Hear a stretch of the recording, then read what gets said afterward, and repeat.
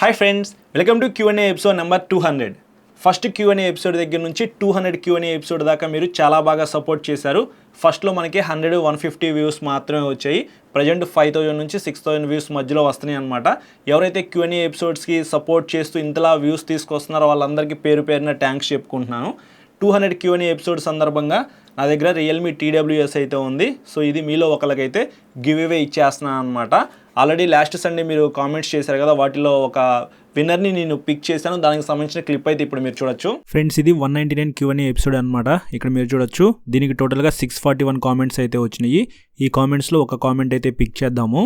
పైన లింక్ అయితే కాపీ చేసుకొని యూట్యూబ్ ర్యాండమ్ కామెంట్స్ పిక్కర్ వెబ్సైట్లో పేస్ట్ చేశాను. ఇక్కడ మీరు చూడొచ్చు, టోటల్గా 641 కామెంట్స్కి గాను 479 కామెంట్స్ అయితే ఫైనల్ అయినాయి.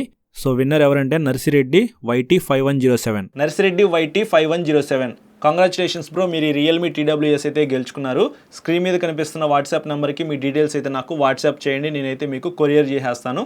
1 వీక్ చూస్తాను, ఎవరికైనా సరే 1 వీక్ టైం అయితే ఇస్తున్నాను. 1 వీక్ లోపు మీరు నాకు రెస్పాండ్ అవ్వకపోతే మాత్రం నెక్స్ట్ సండేలో నేను వేరే విన్నర్ని పిక్ చేసి ఇదైతే వాళ్ళకి కొరియర్ చేసేస్తాను. నెక్స్ట్ సండే నేను వీడియో పోస్ట్ చేసిన తర్వాత మీరు నాకు కాంటాక్ట్ అయితే ఉపయోగం లేదు బ్రో. ముందే నాకు కాంటాక్ట్ అయ్యి మీ డీటెయిల్స్ నాకు పంపిస్తే నేను ఇది మీకు సెండ్ చేసేస్తాను. ఇంకా కామెంట్స్ చూసే ముందు, ఈరోజు శివరాత్రి కాబట్టి మీకు మీ కుటుంబ సభ్యులందరికీ మహాశివరాత్రి శుభాకాంక్షలు. ఇంకా కామెంట్స్ చూద్దాము. చాలామంది ఇంట్రెస్టింగ్గా కామెంట్స్ అయితే చేశారు. ఫస్ట్ కామెంట్ విషయానికి వస్తే ఇక్కడ మీరు చూడొచ్చు, నేను Q&A ఎపిసోడ్ ఓపెన్ చేసి కామెంట్స్ పిక్ చేద్దామని చెప్పేసి చూడగానే వరుసనే చాలామంది N160 2026 మోడల్ మీద వీడియో రికార్డ్ చేయమని చెప్పేసి అడుగుతున్నారనమాట. తిలక్ అయితే ఉన్నారు, అలాగే సుబ్రహ్మణ్యం, అనిరుద్ధ్, వినయ్, పవన్, హర్షిత్, ఇట్లా చాలామంది అయితే కంటిన్యూగా అడుగుతూనే ఉన్నారనమాట. వరుసనే ఇక్కడ మీకు కనిపిస్తుంది కదా, అందరూ కూడా N160 మీద వీడియో రికార్డ్ చేయమని చెప్పేసి అడిగారు. గ్రాఫిక్స్ అయితే కొద్దిగా అప్డేట్ చేశారు, ఎందుకంటే 160cc సెగ్మెంట్లో కొంచెం కంఫర్ట్ ఎక్కువ ఉండిద్ది, అలాగే మైలేజ్ వస్తుంది, ఫ్యామిలీకి ఉపయోగించుకోవచ్చు, క్లచ్ అయితే చాలా స్మూత్గా ఉండిద్ది, స్టైలిష్ లుక్స్లో ఉండిద్ది, కాలేజీ స్టూడెంట్స్కి అప్పుడప్పుడు లాంగ్ రైడ్స్ వెళ్ళడానికి పర్ఫెక్ట్గా సెట్ అయ్యే వెహికల్ కాబట్టి ఎక్కువ మంది ఆ వెహికల్ కొనడానికి ట్రై చేస్తారు. కాబట్టి నేను కూడా ఒక వీడియో రికార్డ్ చేస్తాను బ్రో, కొంచెం వెయిట్ చేయండి. మన ఛానల్లో మీరు 2026 Bajaj Pulsar N160 telescopic suspension కానీ అప్సైడ్ డౌన్ సస్పెన్షన్ కానీ సింగిల్ సీట్ వేరియంట్ అయితే ఒకటి రికార్డ్ చేసి అప్లోడ్ చేస్తాను, దాంట్లో క్లియర్గా మాట్లాడుకుందాము. నెక్స్ట్ రామకృష్ణ అయితే కామెంట్ చేశారు, N160 or Duke 160 which one is better. ఖచ్చితంగా మీకు వాల్యూ ఫర్ మనీ పరంగా చూసుకున్నట్లయితే N160 చాలా బాగుండిద్ది. కానీ మంచి స్పెసిఫికేషన్స్ పరంగా చూసుకున్న, స్టైలిష్ లుక్స్ పరంగా చూసుకున్నా సరే Duke 160 సూపర్ అని చెప్పుకోవచ్చు. కానీ ప్రైస్ అయితే ఎక్కువ, not value for money vehicle అని చెప్తాను. Duke 200 కొనుక్కునే బదులు Duke 160 కళ్ళు మూసుకొని కొనుక్కోవచ్చు. నేనైతే మాత్రం Duke 160 పిక్ చేసుకుంటాను. కొద్దిగా ప్రైస్ ఎక్కువైనప్పటికీ మీకు మంచి పెర్ఫార్మెన్స్, అలాగే మంచి స్టైలిష్ లుక్స్లో ఆ వెహికల్ అయితే వస్తూ ఉంది కాబట్టి నాకైతే అదే నచ్చిందనమాట. లేదు తక్కువ ప్రైస్లో చూస్ చేసుకోండి బ్రో అంటే ఖచ్చితంగా N160 చూస్ చేసుకుంటాను. కంఫర్ట్ అయితే మాత్రం N160లో చాలా బాగుండిద్ది. నెక్స్ట్ రవికాంత్ అయితే కామెంట్ చేశారు, even in Telangana also start registration in showroom only. Super bro, ఇంతకుముందు మనకి తెలంగాణలో రిజిస్ట్రేషన్ అనేది RTO ఆఫీస్కి వెళ్ళి చేయించుకోవాలన్నమాట. నేను చాలా వీడియోస్ కూడా చూశాను. ఈరోజు నా వెహికల్కి రిజిస్ట్రేషన్ చేయించుకోవడానికి RTO ఆఫీస్కి వెళ్తున్నాను అని చెప్పేసి చాలామంది వ్లాగ్స్ అయితే రికార్డ్ చేసి అప్లోడ్ చేశారనమాట. సో అలా తెలిసిందనమాట నాకైతే. ఇప్పుడు షోరూంలోనే రిజిస్ట్రేషన్ చేస్తున్నారు కాబట్టి చాలా సింపుల్గా అయితే రిజిస్ట్రేషన్ ప్రాసెస్ అయితే తెలంగాణలో కంప్లీట్ అయిపోయింది కాబట్టి ఇది ఒక గుడ్ న్యూస్ అని చెప్పుకోవచ్చు. నెక్స్ట్ ఇక్కడ ఇంకొక బల్క్ కామెంట్ అయితే మీరు చూడొచ్చు. ఒక 4 మెంబర్స్ అయితే కంటిన్యూగా కామెంట్ అయితే చేశారనమాట. నాకైతే ఇది చూడగానే చాలా హ్యాపీ అనిపించింది. Dilip, love your consistency bro అని చెప్పేసి thank you so much bro. తర్వాత సాయి హర్ష కామెంట్ చేశారు, అన్న కీప్ గోయింగ్ అన్న అని చెప్పేసి. Dead locker, highly appreciate your efforts bro, thank you so much bro. తర్వాత Akhil, too early bro video అని చెప్పేసి. సో నేను ఈ కామెంట్స్ ఎందుకు పిక్ చేశాను అంటే చాలామంది అయితే నాకు కామెంట్స్ చేస్తుంటారు, ఇన్స్టాగ్రామ్లో కూడా నాకు మెసేజ్ చేస్తూ ఉంటారనమాట. ఒక పర్సన్ అయితే నాకు ఎర్లీ మార్నింగ్ ఎవ్రీ సండే నేను ఇడ్లీ తినేటప్పుడు మీ వీడియో చూస్తాను బ్రో అని చెప్పేసి అదొకటి నాకు రిజిస్టర్ అయిపోయింది. అలాగే రీసెంట్గానే అనమాట ఎర్లీ మార్నింగ్ బ్రోకి డ్యూటీ అయిపోయింది అనమాట. అయిపోయిన వెంటనే నేను వీడియో చూస్తాను బ్రో అని చెప్పేసి కూడా కామెంట్స్ చేస్తున్నారు. ఇట్లాంటి కామెంట్స్ చూసినప్పుడల్లా నాకు కొద్దిగా హ్యాపీ అనిపించింది అనమాట. ఎర్లీ మార్నింగ్ నేను వీడియో అయితే పబ్లిష్ చేస్తాను కదా, చాలామంది అయితే నా వీడియో చూసి చాలా హ్యాపీగా ఫీల్ అవుతూ ఉంటారనమాట. వాళ్ళు కూడా వెహికల్ కొనుక్కోవాలని చెప్పేసి మోటివేట్ అయితే అవుతూ ఉంటారు. సో వాళ్ళ కోసమైనా సరే సండే స్కిప్ చేయకుండా వీడియో అనేది రికార్డ్ చేసి అప్లోడ్ చేయాలి అని చెప్పేసి నాకు అనిపించింది. ఎందుకంటే వీకెండ్స్ అంటే చాలామందికి ఎంజాయ్ చేయాలనిపించింది అనమాట. సో సాటర్డే సండే ఏదో ఒక ఊరైతే వెళ్తూ ఉంటారు. నాకు కూడా చాలా ప్రోగ్రామ్స్ అయితే ఉంటాయి, ఫ్రెండ్స్తో బయటికి వెళ్ళాలని అనిపించింది అనమాట. కానీ సాటర్డే నైట్ కానీ లేకపోతే సండే మార్నింగ్ కానీ నేను ఏది ప్రోగ్రామ్ పెట్టుకోను. చాలా ఇంపార్టెంట్ అయితే తప్ప మ్యాక్సిమం నేను Q&A వీడియో రికార్డ్ చేసి ఎడిట్ చేసి అప్లోడ్ చేయడానికే ట్రై చేస్తాను. ఎందుకంటే చాలామంది Q&A ఎపిసోడ్ కోసం వెయిట్ చేస్తూ ఉంటారనమాట. సో ఏదో ఒక బైక్ న్యూస్ కానీ కామెంట్స్కి సంబంధించిన ఆన్సర్స్ ఎలా ఉంటాయి, కొత్తగా ఏం తెలుసుకున్నాం అని చెప్పేసి చాలామంది ఈ వీడియో అయితే చూస్తూ ఉంటారు. కాబట్టి వాళ్ళ కోసం నేను సరే వీడియో స్కిప్ చేయకుండా నేను రికార్డ్ చేయాలని చెప్పేసి మోటివేట్ నాకు నేనుగా నేర్చుకొని రికార్డ్ చేస్తూ ఉంటాను అనమాట. నెక్స్ట్ DLT 279 అయితే కామెంట్ చేశారు, అన్న నేను దుబాయ్లో ఉంటాను, నాకు సండే చుట్టి సో ప్రతి సండే మీ వీడియో కోసం ఎదురు చూస్తూ ఉంటాను. నేను చాలాసార్లు మెసేజ్ చేశాను, మీరు పట్టించుకోలేదు, అయినా సరే మీ వీడియో నేను చూస్తాను అని చెప్పేసి. Thank you so much bro. So ఇట్లాంటి మెసేజెస్ చూసినప్పుడల్లా నాకు చాలా హ్యాపీ అనిపించింది అనమాట. నాకే కాదు, ఎవరైతే క్రియేటర్స్ ఉన్నారో సో వాళ్ళకి మీరు కామెంట్స్ చేస్తూ ఉంటారు కదా, మోటివేషన్ కామెంట్స్ మీరు చేస్తూ ఉంటే వాళ్ళకి ఇంకా మంచిగా వీడియో రికార్డ్ చేయాలనిపిస్తూ ఉండిద్ది అనమాట. సో ఇట్లాంటి కామెంట్స్ నాకు ఎన్నో వస్తూ ఉంటాయి అనమాట. అవన్నీ నేను మైండ్లో పెట్టుకుని వాళ్ళ కోసం అయితే వీడియో రికార్డ్ చేస్తూ ఉంటాను. సో Q&A ఎపిసోడ్కి ఇందాక చెప్పినట్లు చాలామంది ఫ్యాన్స్ అయితే ఉన్నారు. కానీ నాకైతే మాత్రం ఒక 10,000 వ్యూస్ వస్తే మాత్రం చాలా హ్యాపీగా ఫీల్ అవుతాను. మీరు ఈ Q&A ఎపిసోడ్ని ఖచ్చితంగా మీ ఫ్రెండ్స్ అందరికీ షేర్ చేసి వాళ్ళని సబ్స్క్రైబ్ చేసుకోమని చెప్పండి. ఇంకా మనం చాలా దూరం అయితే ట్రావెల్ చేయాలి. నెక్స్ట్ చైతు అయితే కామెంట్ చేశారు, అన్న BMW G450 రివ్యూ చేయండి అన్న అని చెప్పేసి. ఆ వెహికల్ ఇంకా లాంచ్ అవ్వలేదు బ్రో, జస్ట్ మనకి అనౌన్స్ చేశారు, అన్ని షోరూమ్స్కి అయితే ఇంకా రాలేదు, ఈ ఇయర్లో వస్తుంది అని చెప్పేసి నేను అనుకుంటున్నాను. మంచి స్పెసిఫికేషన్స్తో ఆ వెహికల్ అయితే ఉంది. ప్రైస్ ఎంత పెడతారు అనేది ఒక క్వశ్చన్ మార్క్ అనమాట. అగ్రెసివ్ ప్రైజింగ్లో పెడితే మాత్రం ఖచ్చితంగా ఆ వెహికల్కి మంచి సేల్స్ అయితే ఉంటాయి. అంటే తక్కువ ప్రైస్లో ఆ వెహికల్ లాంచ్ చేస్తే మాత్రం సూపర్ హిట్ అనమాట. ఒక 5 lakhs లోపు వస్తే మాత్రం ఎక్సలెంట్ అని చెప్పుకోవచ్చు. నేను కూడా అడ్వెంచర్ వెహికల్ పర్చేస్ చేయాలని చెప్పేసి చూస్తున్నాను కదా. సో ఇది వస్తే మాత్రం ఎంత ప్రైస్లో పెడతారో చూసి ఒక వీడియో రికార్డ్ చేసి నేను రైడ్ చేసి నాకు నచ్చితే ఇది కొనడానికి ట్రై చేస్తాను. కానీ కొంచెం టైం పట్టిద్ది అడ్వెంచర్ వెహికల్ పర్చేస్ చేయడానికి. సో తొందరపడి ఏదో ఒక అడ్వెంచర్ వెహికల్ అయితే కొనదలుచుకోలేదు. వెయిట్ చేసి ఇంకా చాలా మంచి వెహికల్స్ అయితే లాంచ్ అవబోతా ఉన్నాయి కదా, the best adventure vehicle purchase చేస్తాను నేను. నెక్స్ట్ మిస్టర్ రామోజీరావు అయితే కామెంట్ చేస్తారు, కొత్త బైక్ కొనడానికి వెళ్ళేటప్పుడు ఏ డాక్యుమెంట్స్ తీసుకెళ్ళాలి బ్రో అని చెప్పేసి. మీరు క్యాష్లో కొనాలి అని అనుకుంటే మాత్రం ఆధార్ కార్డు ఒకటి తీసుకెళ్తే సరిపోయిద్ది. ఫర్ ఎగ్జాంపుల్ నేను అపాచీ వెహికల్ పర్చేస్ చేయాలనుకుంటున్నాను అనుకోండి, 1,80,000 రూపాయలు నేను క్యాష్ తీసుకుని వెళ్ళి షోరూంలో వాళ్ళకి ఇచ్చేసేస్తాను. నా పేరు మీద రిజిస్ట్రేషన్ అవ్వాలంటే నా ఆధార్ కార్డు తీసుకెళ్తే సరిపోయిద్ది.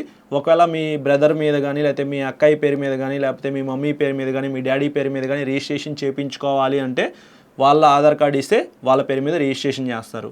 ఒకవేళ మీరు ఫైనాన్స్లో వెహికల్ పర్చేస్ చేయాలనుకుంటున్నారు అనుకోండి, Aadhaar card, bank account passbook, pan card, 2 photos, అలాగే ఇంకొక అడ్రస్ ప్రూఫ్ కింద గ్యాస్ బిల్ అయితే అడుగుతారు. మీ దగ్గర గ్యాస్ బిల్ ఉంటే అది కూడా మీరు క్యారీ చేయడం బెస్ట్ అని చెప్తాను.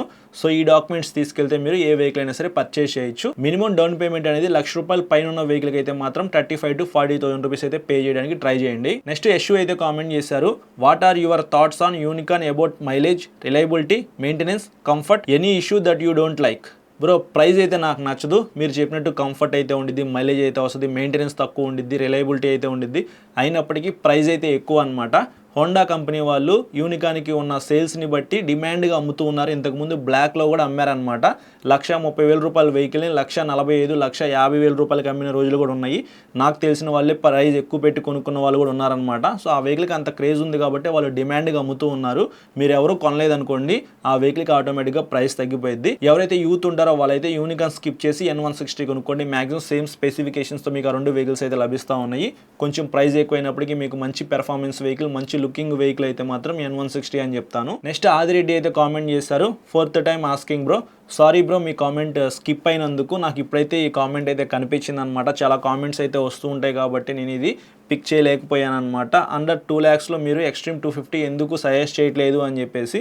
సో అది బెస్ట్ వెహికల్ అని చెప్పుకోవచ్చు. డివోఎస్ ఇంజిన్ అయితే ఉండిద్ది, మీకు మంచి సస్పెన్షన్, మంచి టైర్స్ అయితే ఉన్నాయి, డైమెన్షన్స్ కూడా బాగానే ఉంటాయి అనమాట. అయినప్పటికీ ఏదో మిస్ అవుతుంది. నేను అది రైడ్ చేసినప్పుడు కూడా వీడియోలో చెప్పాను, 100% అయితే ఫుల్ఫిల్ అవ్వలేదు. నాకు ఏదో ఒకటి మిస్ అవుతుందని అనిపించింది. డిజైన్ అయితే కొద్దిగా యావరేజ్ అని చెప్పుకోవచ్చు. ఇంకా మంచి డిజైన్లో ఆ వెహికల్ తీసుకొస్తే బాగుండేది. సో డిజైన్ ఒకటి నాకు నచ్చలేదన్నమాట. సో మీకు కంఫర్ట్ నచ్చి ఆ వెహికల్ ఓకే అనుకుంటే మీరు తీసుకోవచ్చు. నెక్స్ట్ ఫారూక్ షేక్ అయితే కామెంట్ చేశారు, Triumph 16,000 kilometres second service, is it practically possible? నిజం చెప్పాలంటే 16,000 కిలోమీటర్లు ఎందుకు తిరిగిద్ది? ఫస్ట్ సర్వీస్ అనేది 1000 కిలోమీటర్లకి మీరు చేయించారు అనుకుందాము, 16,000 కిలోమీటర్లకి సెకండ్ సర్వీస్ అంటే మీరు పోసే ఇంజిన్ ఆయిల్ ఫుల్లీ సింథటిక్ అయినప్పటికీ 16,000 కిలోమీటర్లు తిరిగిద్దా? నేను కేటీఎం డ్యూక్ 200 అయితే వాడుతున్నాను. 3500 4000 కిలోమీటర్లకే ఆ ఇంజిన్ ఆయిల్ పని అయిపోయింది అనమాట. సో మనం ఆయిల్ డ్రైన్ చేసేటప్పుడు రెడ్ కలర్లో వస్తే హ్యాపీ, అంటే మనం ఏదైతే కలర్లో పోసామో అదే కలర్లో వస్తే హ్యాపీ.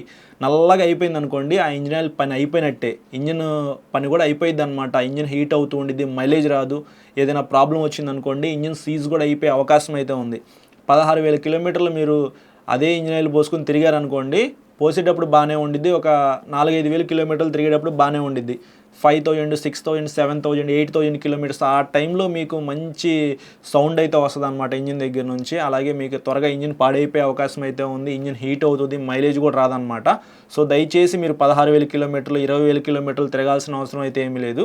మీరు 4,000, 5,000 కిలోమీటర్స్కి ఒకసారి ఇంజిన్ ఆయిల్ అయితే మార్చుకోండి. 16,000 కిలోమీటర్లు అయినప్పుడు మీరు సెకండ్ సర్వీస్కి అయితే ఆ వెహికల్ తీసుకెళ్లొచ్చు. షోరూమ్కి వెళ్ళి ఇంజిన్ ఆయిల్ మార్చుకోవాల్సిన అవసరం లేదు. బయట మెకానిక్ దగ్గర అయినా సరే, లేకపోతే మీ దగ్గర టూల్స్ ఉంటే మీరైనా సరే ఇంజిన్ ఆయిల్ మార్చుకొని వెహికల్ అయితే యూజ్ చేసుకోవచ్చు. ఏదేమైనప్పటికీ మోటివ్ల్ 7100 10W50 fully synthetic 1.5 litres engine oil అయితే పర్చేస్ చేయండి. 1,250 రూపాయల దాకా అయితే ఉంది అమెజాన్లో. ఆ వెహికల్ ఎన్ని లీటర్స్ పడితే అన్ని లీటర్లు అయితే మీరే పోసుకొని వెహికల్ అయితే యూజ్ చేసుకోండి.